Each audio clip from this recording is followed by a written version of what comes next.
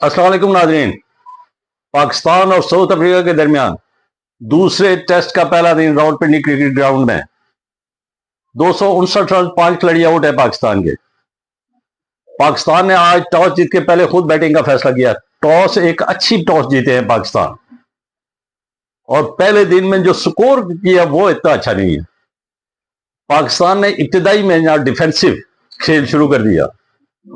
अब्दुल्ला शफीक को तकरीबन 3 या 4 चांस मिले हैं, एक स्टेप का और बाकी ना इसके कैचेस के, और 3 या 4 चांस मिलने के बावजूद वो स्कोर 57 कर सका है। जबकि एक अच्छा खिलाड़ी जो है तो उसको अगर आधा चांस में मिल जाए तो वो सेंचुरी करता है, वो एक बड़ा स्कोर करने में कामयाब होता है। लेकिन अब्दुल्ला शफीक उस विकेट के ऊपर जहां पे शान मसूद आते ही ना उसने 3 छक्के लगाए हैं। शुरू में पहली 26 बॉलों के ऊपर उसने 3 छक्के लगाए थे,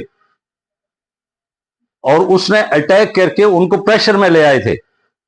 वहां अब्दुल्ला शफीक डिफेंसिव होके तो वो अपने आप पर प्रेशर ले रहा है ना। हालांकि ना पहला मैच जीते हुए हैं, कॉन्फिडेंस आपके ऊपर होना चाहिए। आपने 42 स्कोर किया, 41 स्कोर किया था पहले मैच की दूसरी इनिंग्स में, तो आपके अंदर कॉन्फिडेंस होना चाहिए था। आप खुद प्रेशर लेने के बजाय उनको प्रेशर में डालना चाहिए था। लेकिन 146 बालें, कितनी दफा कैच उसके ड्रॉप हुए, स्टेप उसका मिस हुए, और उसके बाद सिर्फ 57 स्कोर करना 146 बालों, कितना डिफेंसिव है। और ओवरऑल ये है कि यहां पे ये जो पहला दिन था, तो पहला दिन मैं समझता हूं कि इसमें क्रेडिट मैं देता हूं साउथ अफ्रीका को, कि साउथ अफ्रीका के इतने कैच ड्रॉप होने के बावजूद उन्होंने पाकिस्तान को 259 के ऊपर रिस्ट्रिक्ट किया और 5 खिलाड़ी आउट किए हैं उसके। अब पाकिस्तान को यहां पे एक बड़ा स्कोर करना होगा, एटलीस्ट 100 स्कोर और करना होगा। क्या वो 100 स्कोर कर लेगा?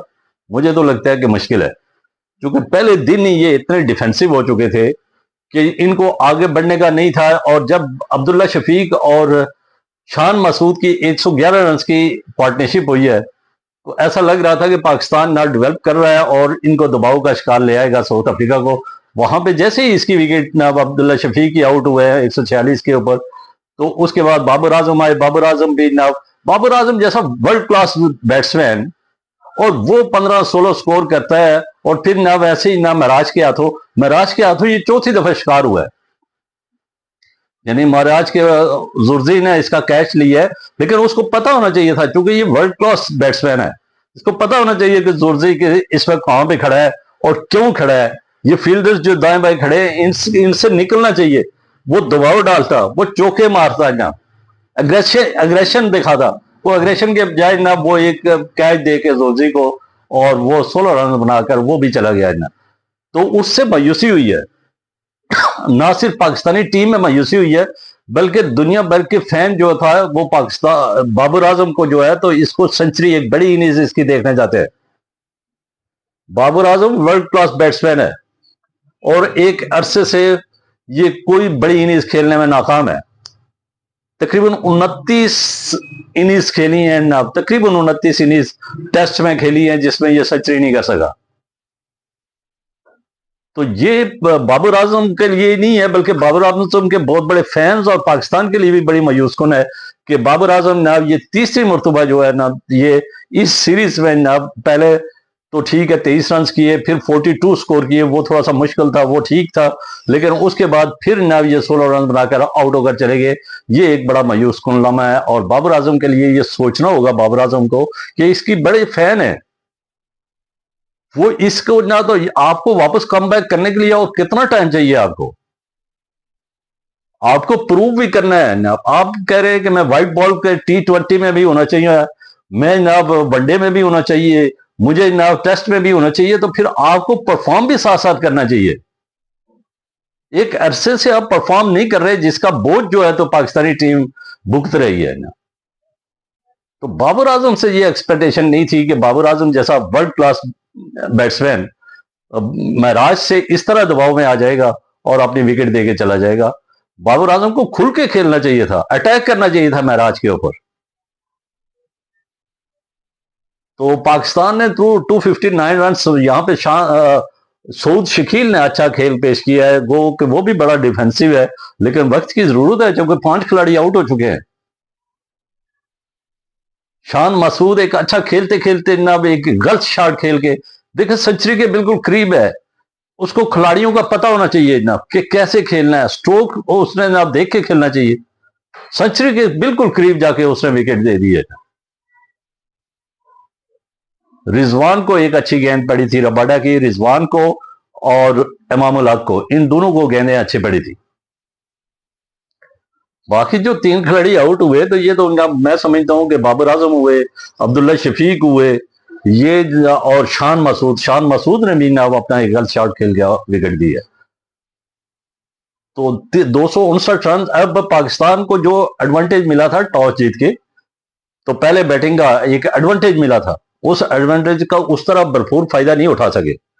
अब अगर ना सुबह फर्स्ट टाइम यानी लंच के वक्फे से पहले पाकिस्तान को वो आउट कर लेते हैं और वो 300 के अंदर अंदर आउट कर लेते हैं या 325 के, तो फिर आप क्या समझते हैं कि साउथ अफ्रीका को आप डोमिनेट कर लेंगे?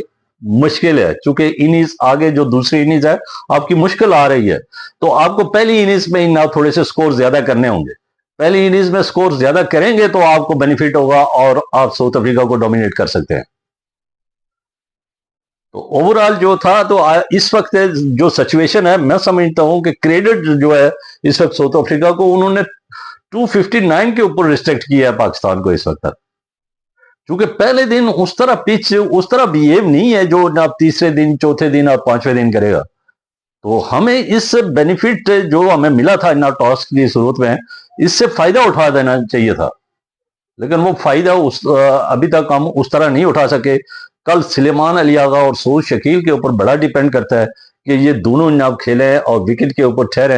एटलीस्ट खाने के वक्फे तक अगर ये ठहर गए तो फिर पाकिस्तान की पोजीशन एक अच्छी हो सकती है। लेकिन इस वक्त जो है तो ये मुकाबला है। अगर आप ना 300 के अंदर अंदर आप उसके आउट कर देते हैं ना साउथ अफ्रीका वाले आपकी टीम को ना, यानी पाकिस्तान को अगर वो 300 के अंदर अंदर आउट कर लेते हैं, तो फिर उनके लिए कल का दिन ना बैटिंग का ना ठीक है, कल कोई इतना डेंजरस नहीं है कि ना कल बैटिंग नहीं हो सकती। बैटिंग परसों से ना ज्यादा खराब होने के ना चांस है। तो उम्मीद है कि पाकिस्तान जो है तो वो कल जो है तो नए रूप से के साथ सुलेमान अली आगा अपनी जिम्मेदारी को समझेंगे और इसी तरह ना वो समझेंगे हमारे ना दूसरे सऊद शकील, और एक बड़ी इनिंग्स खेलेंगे, दोनों खिलाड़ी बड़ी इनिंग्स खेलेंगे। तो बाबर आजम के लिए यही कहूंगा कि दूसरी इनिंग्स के लिए प्रिपेयर हो और दूसरी इनिंग्स में परफॉर्म करें, डिलीवर करें ना, वरना इस तरह ना इतने छोटी छोटी इनिंग्स के साथ आप सरवाइव करना मुश्किल हो जाता है ना, वो टीम के ऊपर भी बर्डन आ जाता है ना।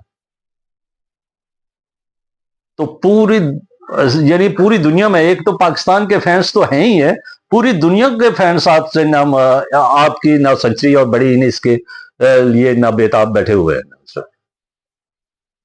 तो आज का जो मैच था इसमें मुझे उम्मीद है कि कल जो पाकिस्तान इनिंग्स स्टार्ट करेगा और पाकिस्तान के जाहिर है थिंक टैंक ने शाम को अपनी कन्वर्सेशन करनी है, अपनी मीटिंग करनी है और कल की नई हिकमत अमली के साथ वो जाएंगे और एक बड़ा स्कोर करने में एटलीस्ट 350 स्कोर इनके जहन में होगा, और 350 से अबव भी अगर कर गए तो फिर पाकिस्तान जो है तो वो मैच में इनकी पोजीशन पाकिस्तान की अच्छी हो जाएगी और पाकिस्तान जो है तो इसमें भी डोमिनेट कर सकते हैं। तो आज पाकिस्तान के अलावा जो दिगर मैचेस जो हुए हैं उसमें जो इंग्लैंड का मैच था, इंग्लैंड ने और न्यूजीलैंड के दरमियान मैच हुआ था, और वो न्यूजीलैंड और इंग्लैंड के दरमियान मैच में बड़ी जबरदस्त बैटिंग की है इंग्लैंड के बैट्समैनों ने। 2 बैट्समैन, एक साल्ट ने 85 स्कोर किए थे और ब्रुक ने जो है तो 78 रन सिर्फ 35 बॉलों पर किए थे। उसने 5 छक्के और 6 चौके शामिल थे ब्रुक के, और ब्रुक ने ना 78 रन किए और मजमूई स्कोर इंग्लैंड ने 236 स्कोर किया, और उस 236 के जवाब में न्यूजीलैंड की पूरी टीम 171 पर आउट हो गई और पाकिस्तान जो इंग्लैंड जो है तो 65 रन से जो दूसरा T20 मैच जीता है। पहला T20 मैच बारिश की नजर हो गया था, दूसरा T20 मैच जो था तो उसमें 65 रन बड़े हैवी मार्जिन से इंग्लैंड जीता था। तो ये एक खबर थी आज के हवाले से। बाकी मैचेस हैं अफगानिस्तान का मैच है जिम्बाब्वे के साथ टेस्ट के हवाले से, वहां पर अफगानिस्तान की पूरी टीम 127 रन बना के आउट हो गई और 40 पे जिम्बाब्वे की टीम का एक खिलाड़ी आउट था और वो अभी कंटिन्यू कर रहे थे। तो ये सूरत हाल है आज के दिन की। और लेकिन हम वापस आते हैं अपने टेस्ट मैच की तरफ। टेस्ट मैच में अभी भी सलमान अली आगा और सऊद शकील और दीगर जितने भी हैं, इनको संजीदा तरीके के साथ बैटिंग करनी होगी। ये और एक टारगेट रख के तो इन्होंने बैटिंग करनी होगी और उम्मीद है कि कल ना पाकिस्तान के ये दोनों खिलाड़ी, ये दोनों आखिरी मुस्तनद जोड़ी है, ये मैदान में जब उतरेगी और नए जज्बे के साथ उतरेगी और एक बड़ा टोटल करने में कामयाब हो जाएगी और साउथ अफ्रीका को दबाव में लाने में कामयाब हो जाएगी। आज की एक और खबर जो आसिफ अली है, आसिफ आफरीदी भी टेस्ट डेब्यू और पहला टेस्ट है उसका। अब देखते हैं कि वो हसन अली की जगह पे उसको रखा था और उनकी इनिंग्स में जब साउथ अफ्रीका अपनी इनिंग्स स्टार्ट करेगा तो उसमें ये क्या रोल अदा करता है, इसके लिए नेक ख्वाहिशात है मेरी कि ये अल्लाह ताला इसे कामयाब करे। अब तक के लिए इतना ही, मुझे दीजिए इजाज़त। खुश रहिए, आबाद रहिए और इस चैनल के साथ जुड़े रहिए। इसका मकसद है सब्सक्राइब करें, बेल आइकॉन को क्लिक करें ताकि जो भी नई वीडियो है वो बर वक्त आप तक पहुंचे। अल्लाह हाफिज, शुक्रिया।